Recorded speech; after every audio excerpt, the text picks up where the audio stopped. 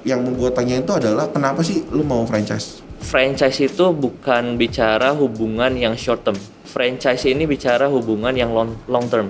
Apa yang ngebuat lu akhirnya yakin during pandemi pun gue jalan nih sebenarnya?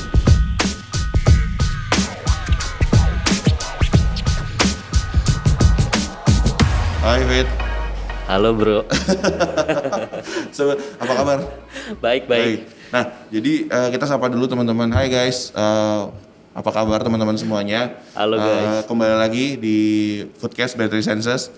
Jadi teman-teman mungkin gue sebelum melanjutin ngobrol sama David, gue kembali lagi mau ngingetin buat teman-teman yang udah dengerin kita, terus juga pengen tahu lebih lanjut lagi. Jadi jangan lupa follow kita di Instagram juga untuk tahu update-update selanjutnya seperti apa.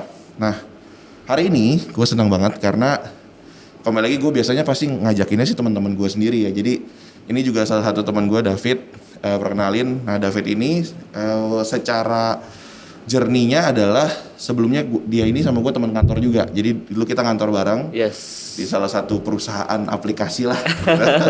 Nah, kita berada di satu departemen yang sama, cuman memang timnya beda. Iya. Nah, David ini terjun duluan teman-teman ke dunia kuliner dibanding gue. Nah, hari ini konteksnya gue pengen tahu pengalaman dari David, bagaimana David sebagai orang yang terjun duluan ke dunia kuliner sendiri, pengalamannya tuh dari sisi sebagai franchisee kalau gue bisa bilang.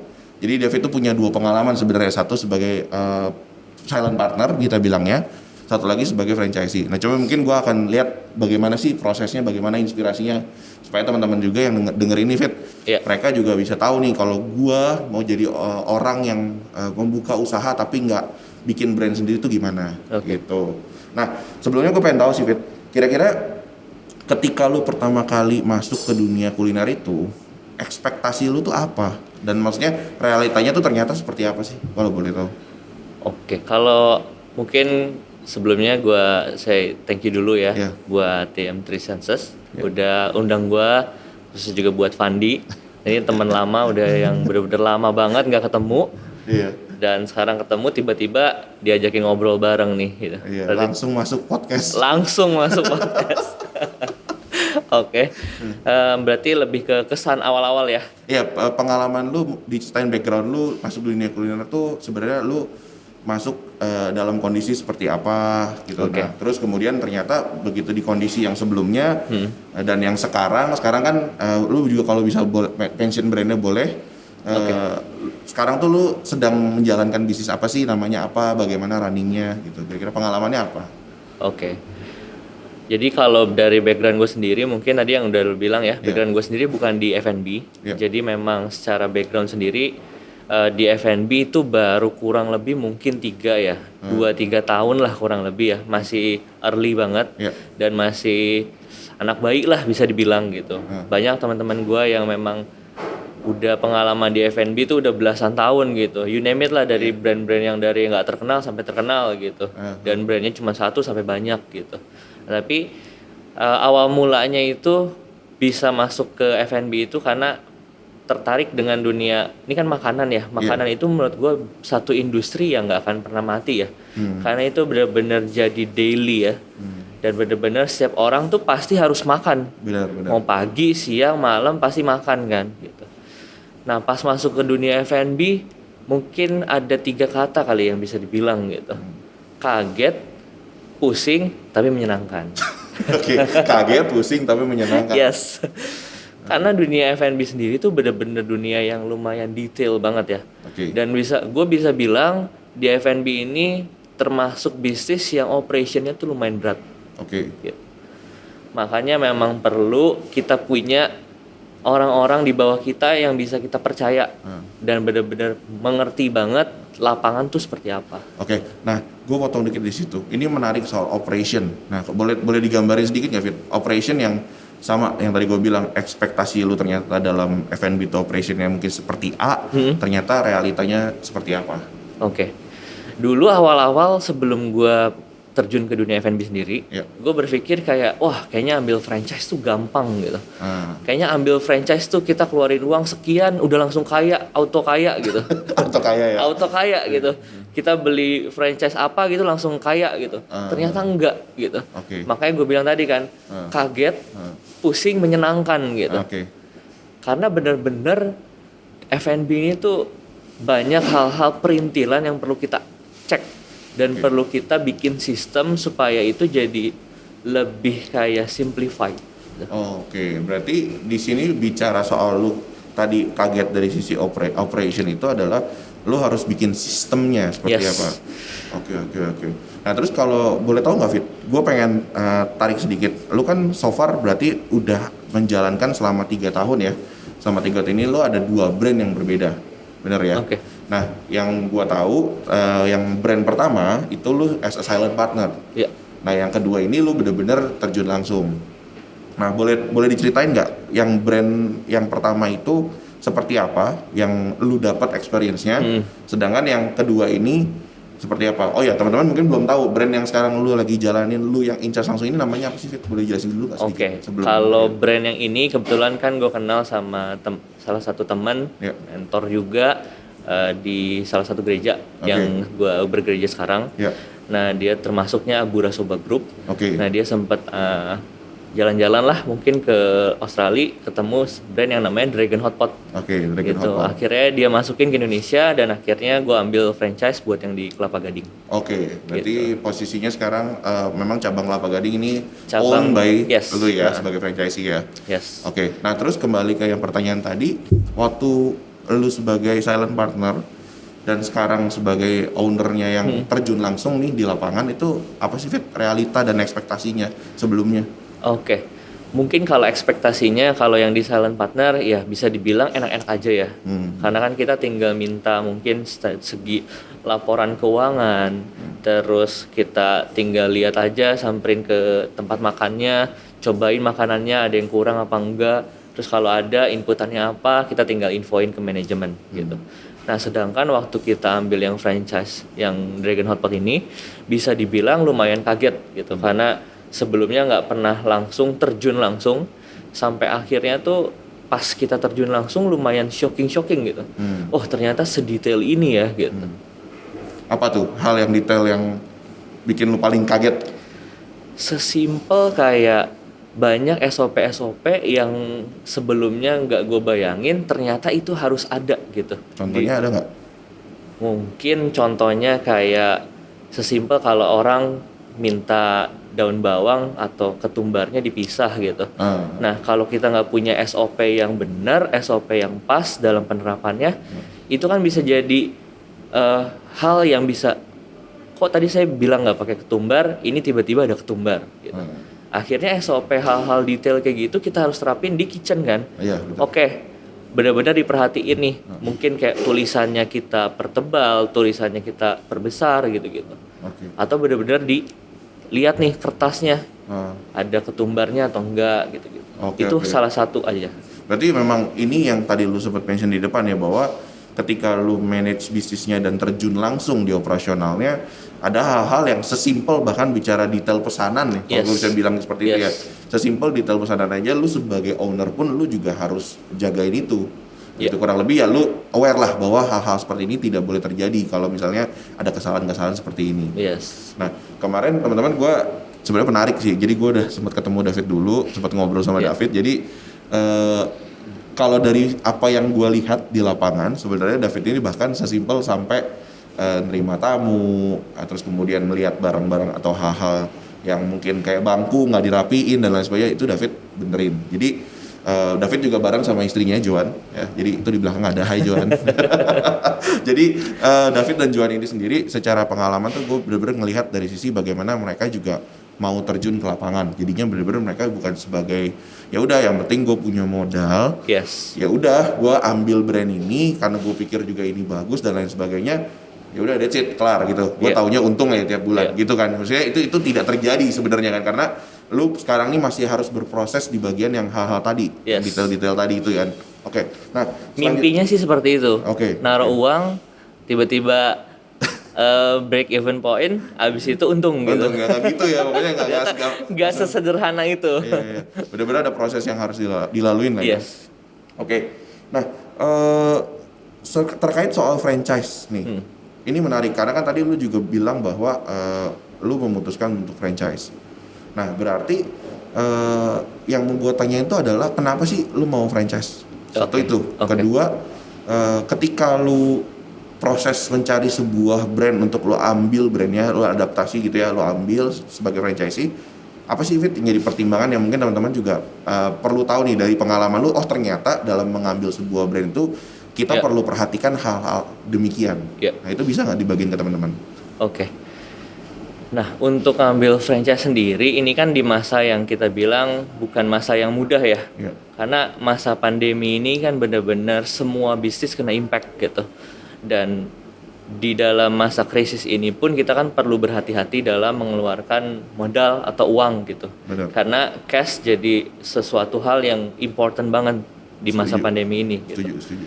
So mungkin kalau dari pengalaman gue yang gue bisa bagikan pertama itu franchise itu bukan bicara hubungan yang short term gitu. Menarik. Franchise ini bicara hubungan yang long term. Setuju. Nah sebelum kita ambil franchise, alangkah baiknya sebelum kita ngomongin brand ya, kekuatan dari brandnya, kekuatan dari masakannya, mungkin kita perlu lihat kayak dari orang yang pegang master franchise ya. Gitu. Seberapa track recordnya kayak gimana gitu, terus secara sistem mereka proven apa gitu. Dan mungkin secara kerapihan, kebersihan perlu kita lihat juga dari store-store yang mereka udah jalankan gitu. Karena dari situ kan kita bisa lihat SOP sih sebenarnya hal yang mudah buat dibuat gitu. Yang susah adalah penerapannya gitu. Standarnya ya. Ya, standarnya itu. Nah, dari situlah kita ngelihat hubungan. Nah, itu dari sisi yang mungkin kayak kita ngomongin orangnya ya. Nah, kalau dari sisi produknya udah pastilah kita pede nggak nih jualan produknya gitu. Kita mau ambil franchise kopi apa gitu, let's say ya. Kita ambil franchise kopi apa, tapi kita sendiri nggak yakin nih kopi enak apa enggak ya. Tapi karena kita ngelihat franchise-nya murah dan kita langsung ambil aja. Atau mungkin franchise yang banyak tuh sekarang ayam goreng, contoh. Franchise-nya murah 15 juta gitu. Tapi waktu kita makan sebenarnya kita sendiri nggak doyan gitu. Even mau nyobain aja tuh kayak ada rasa gimana gitu. Nah bayangin ketika kita mau coba aja belum ada kepengen buat makan, apalagi orang yang mau beli gitu. Nah itu dari sisi produk ya. Dari sisi brandnya, seberapa kuat brandnya itu perlu kita lihat juga gitu. Seberapa mungkin bahasanya sekarang seberapa nge-hype gitu si brand ini gitu. Terus di sisi lain di luar itu mungkin yang bisa gue kasih, ibaratkan kita ambil franchise ini kan kayak kita partneran bisnis. Benar. Cuma bedanya mungkin ada beberapa hal yang kita nggak lakukan di partneran dan beberapa hal kita nggak lakukan di franchise gitu. Jadi mungkin kita perlu cocok dulu kali ya sama orang di master franchise-nya ini gitu. Nah ini menarik nih sebenarnya tadi lu udah split ya beberapa bagian tentang kenapa apa aja yang perlu diperhatikan sebenarnya untuk kita ngambil sebuah brand untuk kita franchisein. Nah lu bilang soal sosok, berarti ini as a person-nya, berarti business owner si brand tersebut. Kenapa itu penting dan maksud gue gini Fit, mungkin kan teman-teman juga kebetulan mungkin kalau kondisinya sekarang yang jadi master franchise-nya adalah bisa dibilang juga teman dan juga mentor juga. Tapi kalau buat teman-teman nih yang di luar sana yang belum punya hubungan, nah menurut lu sebenarnya hal apa sih yang penting dari sisi karakter si owner ini yang menurut lu meskipun kita nggak artinya kita nggak punya komunikasi yang cukup lama dengan si pemilik brandnya, mungkin kita nggak punya hubungan yang cukup dekat. Menurut lu apa yang paling perlu diperhatikan juga nih? Karena mungkin teman-teman ini juga jadi landasan yang bagus ya, karena ini gue bisa bilang bicara soal value, ya kan, nggak cuma sekedar brandnya bagus, produknya enak, ya kan, standarnya oke. Nah itu gimana Fit? Boleh dijelasin nggak? Kalau bicara soal hubungan, nggak ada hubungan yang langsung bagus dan nggak ada hubungan yang langsung baik gitu. Nah awalnya pun ya mungkin gue nggak kenal siapa-siapa gitu yang punya master franchise-nya ini siapa. Nah justru kekuatan dari bisnis menurut gue ya, di luar dari F&B ya, bisnis apapun gitu, menurut gue kekuatan penting dasar fondasi dari bisnis adalah relationship. Karena kita nggak bohong, bisnis itu nggak bisa jalan sendiri gitu. Kita perlu orang-orang yang bisa, mungkin sekarang konteksnya F&B ada master franchise. Kalau di yang lain ada yang namanya supplier, yang lain ada yang namanya lagi kayak manajer, staff-staff kita. Nah, semua kan perlu build yang namanya relationship gitu. Nah, buat teman-teman mungkin yang bingung gitu ya, menurut gue mungkin simple bisa survei dulu dari segi brandnya sendiri di toko, real tokonya itu kayak gimana sih gitu. Nah, dari situ ketika teman-teman ini udah cocok, bisa cari contact person. Dari contact person itu bisa build relationship ke yang punyanya atau yang mungkin orang kepercayaannya gitu. Dari situ kita ngobrol, baru kita bisa tahu nih prinsip yang mereka pegang nih apa sih, value yang mereka pegang apa sih. Kan tadi gue bilang kita berbisnis franchise ini sama kayak kita berpartneran gitu. Kalau value-nya yang kita jalanin itu sama, bisa doing well. Kalau value-nya yang kita jalanin berbeda itu susah. Yang satu pegang value-nya A, kita pegang value-nya B gitu. Akhirnya nggak match gitu. Berarti gue bisa bilang ini nggak sih Fit, bahasanya hal paling terutama buat lu sendiri nih ya, ini buat lu pribadi, tapi juga bisa mungkin digunakan yang sama teman-teman juga nih, jadi salah satu landasan adalah ketika lu mau mengambil sebuah brand yang lu pegang sendiri, nomor satu adalah soal value, soal prinsipnya, bagaimana dia menjalankan bisnisnya sendiri. Baru nanti dari situ mungkin ya gue nggak bisa bilang less priority, tapi mungkin kayak baru tadi yang lo bilang produknya lu mau makan apa enggak. Kalau produknya aja lu nggak demen nih, kayak kenapa lo harus jual itu gitu, nggak cuma sekedar harganya kan. Berarti baru nanti diikutin sama produknya enak apa enggak, baru nanti terakhir tentang harganya capable apa enggak. Nah, apakah menurut lu franchise itu selalu harus dalam satu level tertentu, atau menurut lu ya nggak masalah Van kalau misalnya gua berdasarkan pengalaman gua sama yang sebelumnya, kalau boleh tahu nggak sih sebelumnya sama yang sekarang yang lo jadi silent partner itu mungkin secara capital aja nih, so far nih perbandingan aja, sebenarnya secara capital lo jauh lebih besar yang mana Fit? Kalau dari segi capital mungkin yang sebelumnya, tapi bisa dibilang capitalnya bukan dalam bentuk cash. Gitu. Karena yang sebelumnya itu memang kita udah ada satu restoran yang memang nggak terlalu doing well, akhirnya kita replace. Gitu. Tapi yang di Dragon Hotpot pun mungkin di masa krisis atau pandemi sekarang ini bisa dibilang angka segitu juga lumayan gitu. Nah terus gue mau nanya kali ini, kenapa akhirnya lu pilihnya Dragon Hotpot? Ceritanya gimana sih akhirnya? Nih gue ternyata ditawarin, akhirnya gue mau deh, yakin gue sama ini. Awal mulanya mungkin karena dulu kan gue lumayan suka sih yang namanya Abura Soba tuh, suka banget gitu.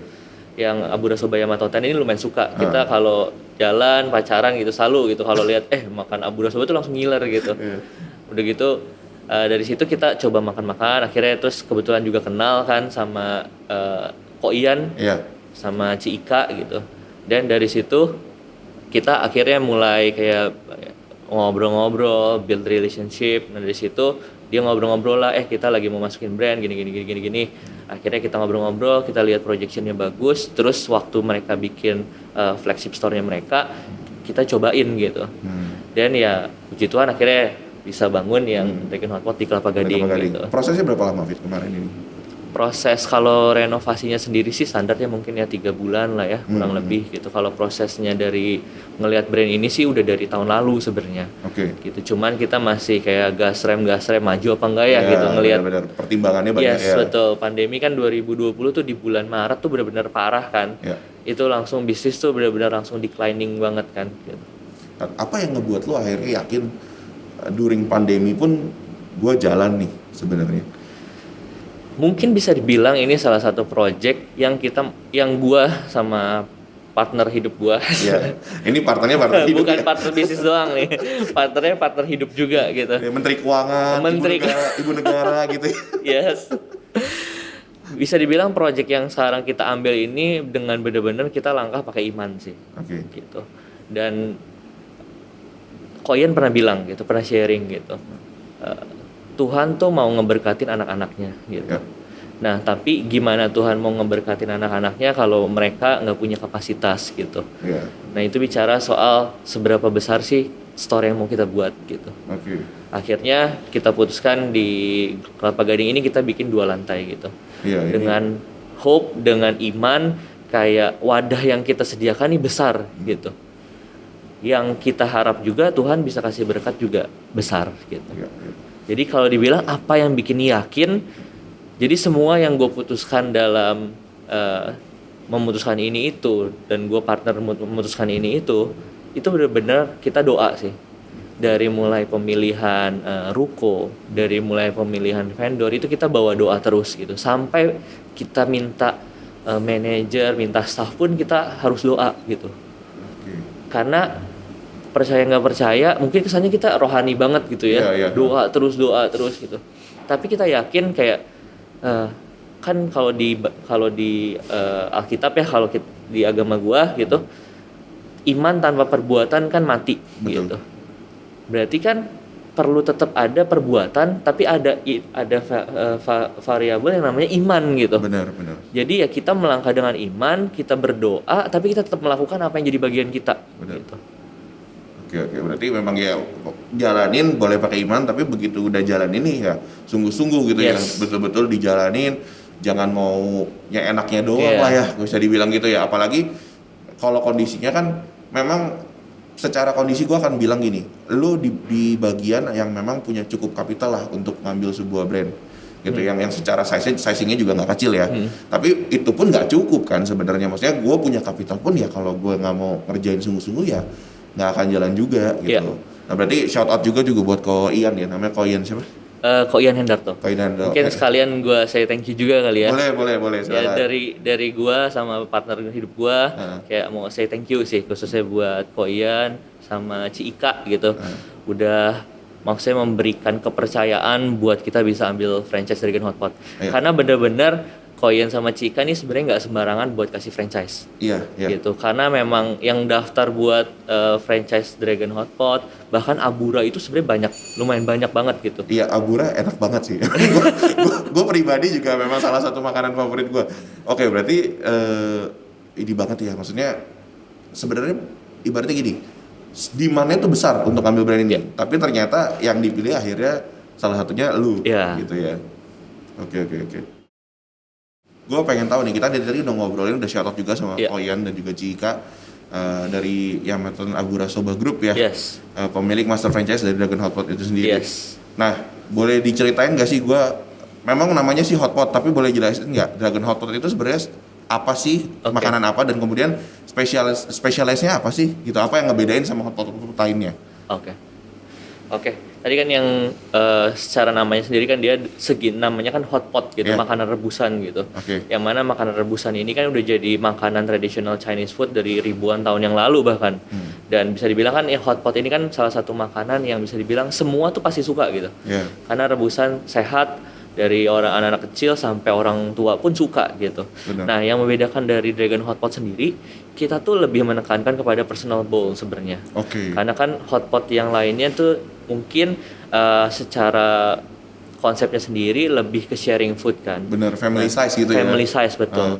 Nah, kalau yang Dragon Hot Pot ini kita sebenarnya bisa adjust. Kita mau family sharing juga bisa, sharing food juga bisa. Tapi di masa pandemik ini, di mana semua tuh harus benar-benar personal, nah itu yang mau kita tekankan sebenarnya, personal bowl-nya itu sendiri gitu. Kalau dari brandnya sendiri, produk yang paling kita jadi signature-nya adalah signature yang Malatang. Gitu. Malatang ya. Oke. Nah itu sebenarnya gini, gue kemarin menarik juga tuh, itu kan signature-nya Malatang, tapi kemarin gue personally udah cobain yang kaldu apa, Fit? Jadi kalau yang itu jadi kita punya 3 jenis sih gitu. Yang pertama itu yang signature Malatang, yang kedua itu yang kolagen ya. Iya, benar. Terus yang ketiga itu ada yang Malaban. Jadi kalau Malaban itu mungkin buat pembeda lah, yang Malatang ini berkuah, yang Malaban ini lebih ke kering aja gitu. Oke. Dan kemudian prosesnya mungkin kalau teman-teman belum tahu juga, jadi di sini tuh begitu masuk nanti biasa ya protokol kesehatan dulu, dicek suhu dan lain sebagainya. Itu ambil sendiri ya, bener-bener memang personal bowl banget ya. Apa yang mau dimakan ya itu yang diambil gitu ya. Oke. Nah, Fit, ngomongin soal bisnis nggak jauh-jauh, kita bakal ngomongin soal kesalahan pastinya.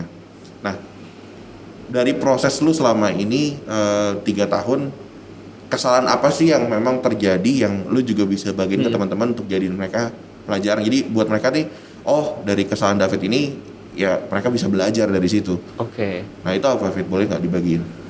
Kalau dibilang kesalahan ya, ini pertanyaan susah sih sebenarnya dijawab ya. Karena kesalahan sih banyak banget. Dan bisa dibilang kesalahan yang gue baru jalanin selama 3 tahun sama kesalahan yang udah dijalanin puluhan tahun, itu pasti beda gitu. Dan secara berkembangnya zaman itu sendiri pun pasti beda juga kan gitu. Kesalahan-kesalahannya ada beberapa yang masih bisa kepake di sekarang. Mungkin 10 tahun lagi kesalahan ini udah nggak akan terjadi lagi karena udah makin banyak perkembangan-perkembangan yang berikutnya gitu. Iya. Nah kalau kesalahannya sendiri yang pernah gue lakukan mungkin dari segi pemilihan tapi ini bukan dibilang kesalahan sih, tapi lebih ke pembelajaran gitu. Boleh. Jadi waktu gue milih mau tempatnya di mana itu, kita tuh milih antara ruko atau mall ya gitu. Kalau mall atau mungkin bahasanya stand alone kali ya. Kalau di mall itu kan kita lebih gampang secara traffic udah terima jadi gitu. Hanya mungkin dari segi biaya rental, service charge itu lebih tinggi gitu. Betul. Nah sedangkan kalau ruko sendiri, since gue belum pernah coba buka di ruko, jadi itu tuh benar-benar kayak jadi hal yang bikin gue shock gitu. Dan banyak hal-hal tuh yang di ruko itu terjadi tiba-tiba tanpa kayak wah kok gue nggak expect ini bisa terjadi ya gitu. Nah gue inget banget tuh waktu gue hari pertama grand opening itu, kan kita grand opening tuh baru banget lah ya, 22 Januari. Nah itu banyak banget surprises yang tiba-tiba gue tuh nggak kebayang gitu. Oh ternyata kalau di ruko tuh begini ya gitu. Sesimpel kayak hal-hal kecil ya.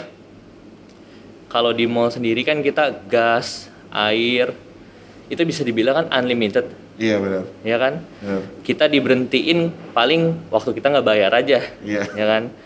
Nah sedangkan di ruko sendiri tuh ternyata memang unlimited sih. Tapi banyak hal-hal yang tiba-tiba air gue kok kecil banget ya. Terus dari stock operationnya kita dan pemakaian airnya itu, airnya ternyata nggak ngejar gitu. Jadi gue harus stok kurang lebih 50-70 galon. Itu gue mau nggak mau ikut turun juga lah, ngangkatin galon itu buat ngisi supaya full kan. Karena pas itu grand opening kalau nggak salah hari Jumat ya. Memang itu lagi rame-rame juga kan. Biasanya orang restoran baru buka grand opening pasti lagi orang mau nyobain kan. Benar. Nah itu bener-bener kayak ya itu hal-hal yang nggak kebayang lah gitu. Terus tiba-tiba jam 11:30 sebelumnya itu kayak mungkin arus kuatnya PLN gitu, tiba-tiba ada konslet terus ada apinya. Itu gue panik banget. Dan di situ gue mungkin ada customer baru datang sekitar 5 orang lah. Itu mereka sampai keluar lari-lari ketakutan customernya. Dikira kita sampai nggak enak ya, kita sampai nggak enak banget tuh. Nah tapi dari situ jadi pembelajaran lah, oh ternyata ada plus minusnya lah buat buka di mall, buat buka di ruko. Ini mungkin bisa jadi pengalaman sih buat teman-teman gitu, buat pemilihan lokasi gitu. Jadi suatu hal yang penting ternyata ya, maksudnya udah lu hitung pun, udah lu kalkulasi pun ternyata begitu terjadi di lapangan pun itu nggak selalu sesuai yang apa yang kita harapkan sebenarnya kan. Betul. Nah terus kenapa orang nggak perlu takut nih Fit ke dunia kuliner? Karena kan gini, buat kebanyakan orang secara value sendiri pasti ya tadi kita udah ngobrol ya, sebenarnya plus minus ketika lu punya sudah punya brand atau lu ambil brand, dan ketika lu build brand lu sendiri itu kan pasti plus minus ya. Boleh nggak lu ceritain juga kenapa sih orang itu nggak perlu takut sebenarnya terjun ke dunia F&B? Untuk lu yang sudah berjalan sampai sekarang ini, yang lu yakini atau yang lu lihat itu pandangannya seperti apa? Mungkin kalau masalah ketakutan ya buat masuk di F&B, mungkin gue bisa share dari pengalaman gue dari sisi ini kali ya. Buat memulai satu usaha itu sebenarnya mudah gitu. Tapi hal yang sulit adalah buat nurturing atau memelihara suatu bisnis itu gitu. Karena biasanya memulai ya gampang, tinggal kontak franchise, tinggal masukin uang dan jadi store-nya. Terus kalau udah jadi so what gitu. Nah itu perlu ada pemeliharaan kan sebenarnya, atau nurturing gitu. Ibaratkan kita punya tanaman, mungkin buat beli bibit gampang ya kan, buat nanam, taruh, tutup tanahnya gampang gitu. Tapi buat menyiram, memberi pupuk, kasih matahari, itu kan hal-hal yang perlu effort gitu. Nah mungkin ketakutan buat masuk dunia F&B tuh bisa dijawab ketika kita bisa antisipasi gitu. Hal-hal yang bisa jadi pemeliharaan itu apa aja sih? Gitu. Apa aja contohnya nih? Contohnya mungkin paling simple gitu. Gimana kita bisa punya staff itu bisa kompak. Mereka punya value-value yang kita punya. Mereka punya mata yang mana mata gua sama mata mereka tuh sama gitu. Sesimpel nih, ada satu meja kotor. Iya. Mata gua ini kotor gitu, tapi belum tentu di mata staff tuh ini kotor gitu. Oke. Nah, itu salah satu hal yang mungkin nurturing di dunia F&B sih. Berarti bagaimana mereka juga dari sisi sebagai staff harus bisa punya pandangan yang sama seperti owner. Yes. Gitu. Standarnya ya itu penyesuaian ekspektasinya itu harus dijaga ya. Yes. Selanjutnya apa, Fit? Selanjutnya mungkin ya kita selalu info sih, karena kan bisa dibilang staff ini ujung tombaknya F&B juga lah gitu. Karena staff ini kan ada terbagi dari floor, kitchen gitu. Nah, ini tuh dua hal ini kan ujung tombaknya gitu. Bisa dibilang store-nya bisa bagus gitu. Terus resepnya bagus, enak gitu. Secara konsep makanannya bagus, rasanya pun enak gitu. Tapi kalau kita nggak nurture staffnya, lama-lama itu akan berkurang. Oke. Value-value itu akan berkurang gitu. Nah, gimana caranya kita bisa keep value ini tuh justru nggak berkurang atau sama, tapi bisa multiply gitu, bisa meningkat. Dan konsisten juga. Dan konsisten juga. Gitu. Ya. Dan gue selalu bilang gitu ke anak-anak ya yang kerja gitu ya, jangan sampai mereka tuh bekerja cuma sekedar bekerja gitu. Mereka harus tahu tujuan mereka bekerja tuh sebenarnya apa sih gitu. Terus kayak dari kerja nih, mereka mau di situ-situ aja kan nggak mungkin gitu. Benar. Khususnya gue selalu ini sih, kayak bikin pertanyaan ke diri mereka supaya mereka tuh bisa mikir gitu. Karena kalau kita bahasain kamu tuh harus kerjanya bagus, cepat, bersih, excellent, itu kan mungkin udah common dan mungkin mereka iya gue harus kerja gini. Tapi kalau mereka nggak tahu why kenapa mereka harus kerja begini kan lebih susah gitu. Oke. Jadi lu give purpose-nya juga kenapa ya? Oke. Nah, bicara lagi soal franchise sama tidak franchise. Gue sedikit pengen minta pandangan lu soal franchise dan tidak franchise. Menurut lu mana sih yang harus diambil sama seseorang ketika mereka pertama kali mau masuk ke dunia kuliner? Dari pandangan lu, kenapa mereka harus franchise? Ataupun kenapa mereka juga ya nggak franchise juga sebenarnya nggak apa-apa? Oke. Ada orang-orang yang memang didesain Tuhan itu buat menciptakan konsep. Ada beberapa orang yang Tuhan ciptakan buat menjalankan konsep. Menurut gua, kita sebagai pribadi harus tahu dulu kita didesain itu untuk menjalankan konsep atau menciptakan konsep. Nah, kalau kita tahu hal itu, dan kita bisa pilih mau ambil franchise atau bikin brand sendiri. Oke. Berarti tergantung bagaimana si owner ya, lu dulu aja gitu pribadi kan. Orangnya dulu gitu. Apakah lu memang orang yang ya gue cuma pengen jalanin aja, atau emang gue pengen punya value atau gue punya visi sendiri yang memang pengen gue terapin gitu, pengen gue eksekusi. Oke. Nah, so far pengalaman lu sendiri sebagai seorang franchisee yang paling menyenangkan buat lu sebagai franchisee itu apa sih? Yang paling menyenangkan sebenarnya adalah ketika ya semuanya udah jadi gitu. Mau minta SOP udah ada, terus mau minta logo udah ada desainnya, terus mau minta manual book udah ada satu bundle, terus mau minta sistem udah ada. Itu sih enaknya. Yang bener-bener semuanya udah kayak disiapin. Iya, semuanya udah di-prepare. Ibaratkan kita mau perang, kita tuh prajurit udah tinggal ngambil aja tuh pedang, ngambil perisainya, pakai seragamnya gitu. Kan kalau kita nggak ambil franchise mungkin kita harus ngetok pedang dulu biar tajam gitu, kita bikin perisai gitu. Oke. Berarti memang ini banget ya, lu harus apa ya? Lu harus bener-bener jeli juga sih kebutuhan lu sebenarnya apa sih ya. Betul. Karena lu dari sisi lu sendiri memang lu ya dengan lu memilih franchise ya lu merasa akan lebih jalan karena udah disiapin gitu kan. Tinggal lu juga eksekusinya juga di lapangan harus bagus. Nah, ngomongin soal promosi sedikit. Gue tertarik nih. Dari apa yang gue lihat, gue cermati dari sisi sosial media sendiri.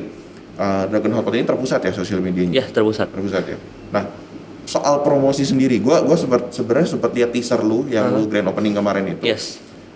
Secara strategi promosi itu sendiri, akhirnya ditentukan sama master franchise atau lu sebagai franchisee pun juga punya bagian di situ untuk kayaknya untuk bulan ini atau misalnya kebutuhannya di beberapa bulan ke depan gue butuh strategi seperti ini nih untuk mempromosikan produk gue sendiri. Itu gimana?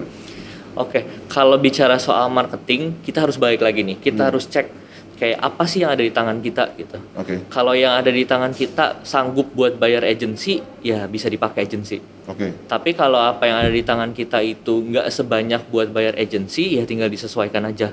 Oke. Gitu. Berarti itu lu boleh kalau untuk case-nya di sini di Dragon Hotpot lu juga boleh ngejalanin itu sendiri. Kalau di Dragon Hotpot mungkin tetap harus mengikuti standarnya mereka. Oke. Tapi kalau kita punya promo-promo atau konsep-konsep apa, kita bisa infoin lah ke mereka gitu. Oke. Kita kasih mereka harus kasih approval dulu sih biasanya. Oke, berarti tetap flow-nya Iya. kembali lagi ke master franchise, franchise. baru nanti dieksekusi ya Yes. seperti apa. Nah terus pandemi, sedikit ngobrol pandemi Fit. Boleh digambarin nggak so far dari lu buka sampai sekarang nih during pandemi apa sih yang terjadi? Kalau yang terjadi, puji Tuhan sih. Malah bagus. Malah masih bagus sih. Malah masih bagus ya. Karena kalau kita ngobrol sebenarnya sedih sih. Gitu. Banyak pebisnis khususnya di F&B tuh banyak yang tutup gitu. Bahkan kemarin gue sempat baca berita di salah satu portal berita itu bilang hampir 1.000 lebih banyak toko yang tutup, khususnya di F&B restoran gitu. Nah menurut gue itu sedih sih, sedih memang gitu. Tapi ya memang krisis itu memperlihatkan sebenarnya kondisi bisnis itu sebenarnya gitu. Kalau krisisnya berjalan tapi restoran atau F&B atau pemilik bisnis ini siap, dan seharusnya nggak akan terjadi yang namanya penutupan gitu. Tapi kalau dalam kondisi krisis atau pandemi ini justru terjadi dan banyak yang tutup, bisa dicek sih dari sisi manajemennya mereka gimana gitu-gitu. Tapi kalau dari sisi Dragon Hotpotnya sendiri, ya puji Tuhan secara hype masih bagus, orang masih mau makan kesini gitu. Nah sekarang puji Tuhannya juga kan udah diperlonggar ya secara peraturan PPKM-nya udah boleh 50%, terus udah boleh buka sampai jam 9. Nah, hal-hal ini juga sebenarnya harus kita perhatiin sih. Regulasi-regulasi ini sebagai pebisnis di buka restoran kan perlu tahu juga regulasinya kayak gimana gitu. Oke. Baik. Berarti itu hal-hal yang benar-benar terjadi ya di lapangan ya. Ya puji Tuhan memang masih jalan terus ya. Memang gua lihat teman-teman bener sih, karena kembali lagi gua datang ke sini tuh nggak langsung mau ngajakin David podcast dulu, jadi gua sama tim juga kita udah makan dulu, kita udah nyobain dulu, dan kita juga lihat kondisi gimana penerapan PPKM-nya juga ya di restoran, standar prokesnya dan lain sebagainya. Nah jadi ada nggak sih pesan terakhir nih buat teman-teman yang ngedengerin soal dunia kuliner yang lu bisa bagiin ke mereka? Sebelum pesan terakhir, gimana nih kesan dan pesan makannya gitu?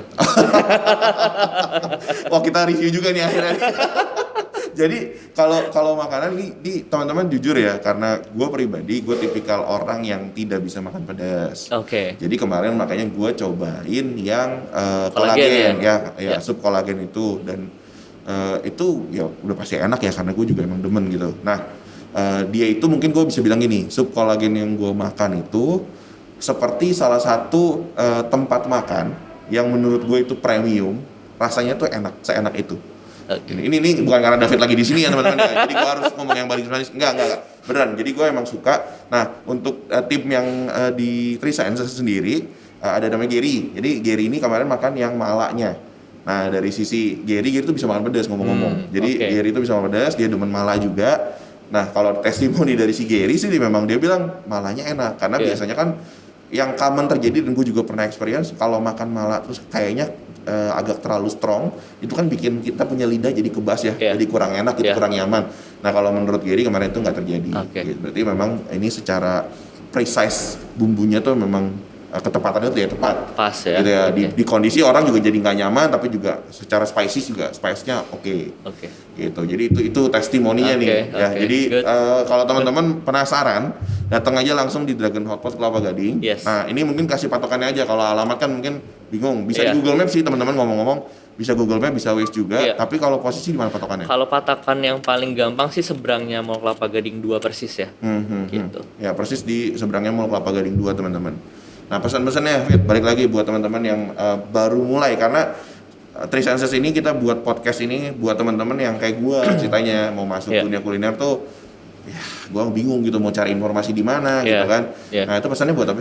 Pesannya tuh apa sih buat teman-teman? pesan-pesan terakhir kesannya kayak nggak enak gitu ya, kesannya kayak gue mau meninggal. Nggak, just kidding. Tapi kalau mungkin buat teman-teman yang belum mulai atau baru mau mulai atau baru kepikiran gitu, mungkin paling pertama ya yang gue bisa kasih, mulai aja dulu sih. Tapi sebelum mulai mungkin diperlengkapi dengan data-data gitu. Kayak dari segi F&B industrinya sendiri, apakah lagi berkembang atau enggak. Pertama itu ya. Kedua, kalau lebih mikro lagi dari F&B-nya sendiri, makanan jenis apa sih yang lagi happening saat ini. Nah, data-data kayak gitu perlu dikumpulkan gitu, karena itu yang bisa mempertajam keputusannya teman-teman. Gitu.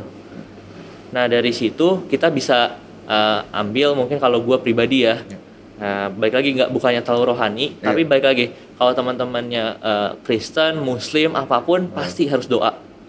Nah, setiap keputusan-keputusan ini tuh coba libatin Tuhannya masing-masing lah gitu.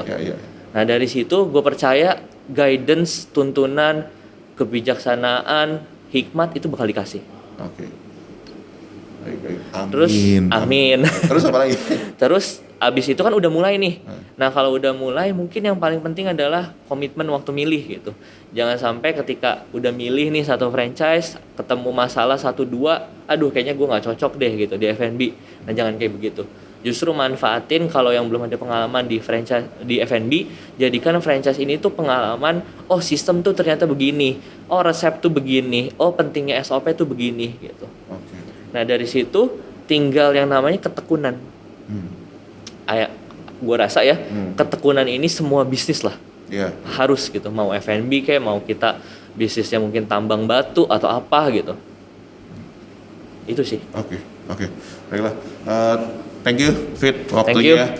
Sukses buat Dragon Hotpotnya. Amin, thank you. Bang Laba Gading. Gue nantiin udah ngobrol-ngobrol, David mungkin akan ada lagi brand-brand berikutnya. Amin. Atau cabang-cabang berikutnya. Amin ya. Jadi teman-teman, thank you banget udah dengerin episode hari ini. Jangan lupa teman-teman, ini kontennya akan hadir di 2 channel. Yang pasti pertama di YouTube kita di Three Senses, dan juga di Spotify juga bisa didengerin di Foodcast by Three Senses. Jadi stay tune terus, tunggu kita di episode-episode berikutnya. Goodbye. Bye, thank you.